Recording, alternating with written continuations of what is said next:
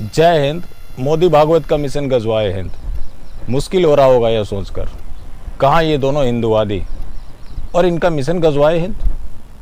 अब मैं जानता हूँ कि मैं बताऊँगा, कुछ लोगों के फिर से सवाल होंगे, किसको ला दें, मोदी नहीं तो कौन। हालांकि बहुत बार मैं इस चीज़ को डिस्कस कर चुका हूँ, लेकिन आज मैं कुछ नया बताऊँगा। बने रहिएगा, क्योंकि आपकी समस्या ये भी है, पूरी बातें सुनते नहीं हैं, वैसे ही बक कर चले जाते हैं। तो अगर वैसा करना हो तो अभी भी कुछ उल्टा सीधा लिख कर जा सकते हैं। बाकी शुरू करते हैं। रमेश पोखरियाल निशंक, जो कि एचआरडी मिनिस्टर हैं, उन्होंने इस बात को स्वीकार की है कि जो पहले उर्दू न्यूज़पेपर को सब्सिडी 836 करोड़ रुपए दिया जाता था, वो 2015 से 2020 के बीच में 1815 करोड़ रुपए दिए गए। अब उर्दू न्यूज़पेपर को इतनी सब्सिडी क्यों? मैं हमेशा से बोलता आया हूँ कि कांग्रेस ने जो सेकुलरिज्म के लिए किया वो कुछ नहीं किया, जो थोड़ा बहुत किया भी उससे काफ़ी आगे बढ़कर नरेंद्र मोदी ने किया। लेकिन ये सब किसके लिए किया जा रहा है? क्या ये हिंदू राष्ट्र बनाने की दिशा में कोई कदम है? बात रही मोहन भागवत की।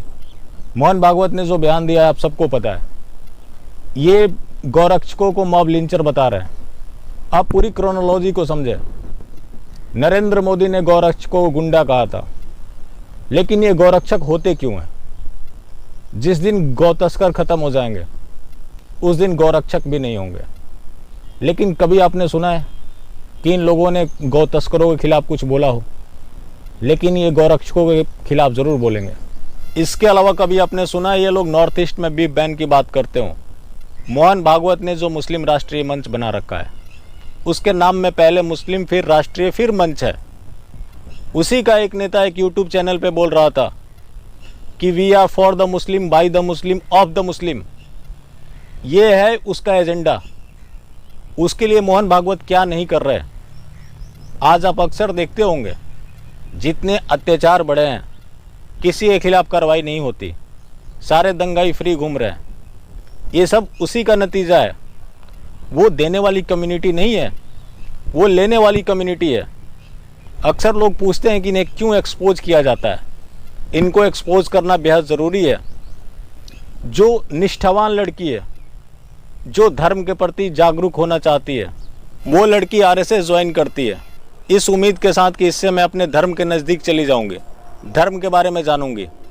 उस लड़की का एक दिन कैरेक्टर असैसिनेशन होता है कि उस लड़की का चक्कर उस जिहादी के साथ है। जब ये मामला इंद्रेश कुमार के पास पहुंचता है, उनका जवाब पहले से तैयार होता है कि आप दोनों की जोड़ी अच्छी है। ये कई खुलासे हो चुके हैं, मैंने कई ऐसे वीडियोस देखे हैं। बाकी जो संघ के लोग दावा करते हैं वो अलग चीज़ है।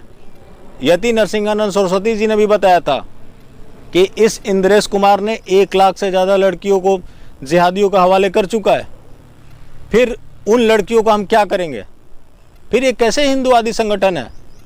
एक सेकुलर लड़कियां तो होती ही हैं शिकार, कुछ नासमझ लड़कियां भी होती हैं, लेकिन जो धर्म को मानने वाली लड़कियां जिहादियों को सौंपी जा रही है, फिर उसका हम क्या करेंगे? फिर ऐसे संगठन को हिंदुओं की ज़रूरत क्यों है? ये मोहन भागवत कभी किसी हिंदू अत्याचार पे क्यों नहीं बोलता?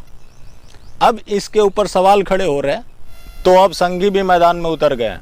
मैंने आपसे पहले भी बताया था कि आप इनसे कोई भी सवाल करेंगे, इनका एक ही जवाब होता है कि संघ को समझना तुम्हारे बस की बात नहीं है। एक संघी ने लिखा, मैं चाहता तो उसका ट्वीट दिखा सकता था, लेकिन मैं ऐसे लोगों को ज़्यादा इंपॉर्टेंस देना नहीं चाहता। उसने लिखा कि सर संघ चालक और राष्ट्रीय स्वयंसेवक संघ को एक आम हिंदू समझ गया होता तो ये देश हिंदू राष्ट्र बन गया होता। मोहन भागवत जी को समझने के लिए तुम्हें कई जन्म लेने पड़ेंगे। मैंने उससे पूछा कि मोहन भागवत जी को समझने के लिए कौन से कोर्स करने की ज़रूरत है। वो मैं कोर्स कर लेता ताकि हम मोहन भागवत को समझ लें। हो सकता है कि अंतरिक्ष से पढ़कर आए हों, हमने तो पढ़ाई लिखाई की ही ना हो। मतलब ऐसे ये लोग बरगलाते हैं जैसे कि वामपंथी करते हैं। इनके पास एक बहाना है, सामने हरे टिड्डे। इनका जो थिंक टैंक है हरे टिड्डे को पालेगा, पोसेगा, अपनी लड़कियां उनके हवाले करेगा और उनके छुट भैया ट्विटर पे आके उनके खिलाफ माहौल बनाते हैं। ये है इनकी राजनीति। आज बंगाल में जो कुछ भी हो रहा है, अगर उन लोगों ने भारतीय जनता पार्टी का झंडा नहीं उठाया होता तो आज इतने हिंदू नहीं मारे जा रहे होते। उनकी गलती यही थी कि उन लोगों ने भारतीय जनता पार्टी का झंडा उठाया। बहुत से लोग इसलिए मारे गए क्योंकि वो आरएसएस से जुड़े हुए थे। कभी इन लोगों ने अपना जुबान खोला? कभी नहीं खोला और खोलेंगे भी नहीं, क्योंकि इनके एजेंडा में इस्लाम है। मोहन भागवत दूसरे के डीएनए की बात कर रहा है कि सबका डीएनए एक है। मोहन भागवत का डीएनए चेक कराने से पहले उसके पूरी बॉडी की जांच करानी चाहिए। हो सकता है बहुत सारी चीज़ें हैं जो भारतवर्ष में होती रही हैं। अजीत जोगी के मरने के बाद लोगों को पता लगा कि वो क्रिश्चियन बन चुका था। तो ऐसे भी कन्वर्टेड लोग हैं आज जो कि हिंदू नाम से घूम रहे हैं। देवी देवता है और इतने आ रहे नए नए, अगले चुनावों के लिए मुसलमानों के वोट पाने का भी प्रयास नहीं है, क्योंकि हम उस राजनीति में नहीं पड़ते। कोई हिंदू वर्चस्व की बात नहीं कर सकता, कोई मुस्लिम वर्चस्व की बात नहीं कर सकता। भारत वर्चस्व की बात सबको करनी चाहिए। हम भारत के सब लोगों का डीएनए, सब लोगों का निरपवाह डीएनए समान है कि अगर हिंदू कहते कि यहाँ एक भी मुसलमान नहीं रहना चाहिए तो हिंदू हिंदू नहीं रहेगा। लिंचिंग करने वाले ये हिंदुत्व के खिलाफ जा रहे हैं। तो ऐसे लोगों की जांच बिल्कुल होनी चाहिए। अब मैं जानता हूं कुछ आएंगे यहाँ सवाल करने कि हमारे पास विकल्प क्या है। सबसे पहला विकल्प उनको मैं बताता हूँ, जय मोदी जय शाह जय भागवत करते रहें।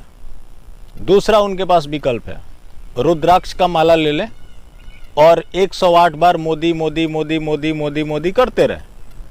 इससे भी बात नहीं बनती है तो किसी मौलाना के पास जाए, वहाँ कलमा पढ़कर खतना करवा लें, क्योंकि ऐसे लोगों का यही विकल्प है। और जिसको ये मान रहे हैं कि ये हमारा सेनापति है, वो जाते जाते इनके साथ वही काम करवा कर जाएगा वो, क्योंकि उसकी प्लानिंग पूरी है। हम किसी का वे देखते हैं, एक बच्चा किताब जला रहा है, पूरी साल पढ़ाई नहीं कर रहा है, हर एग्ज़ाम में फेल हो रहा है, जो कि मैं एग्जाम्पल कई बार दे चुका हूँ। उसके बाद भी लोगों को उम्मीद है कि वो लड़का एक दिन टॉप कर जाएगा। अचानक से एग्ज़ाम आएगा, पढ़ना शुरू कर देगा।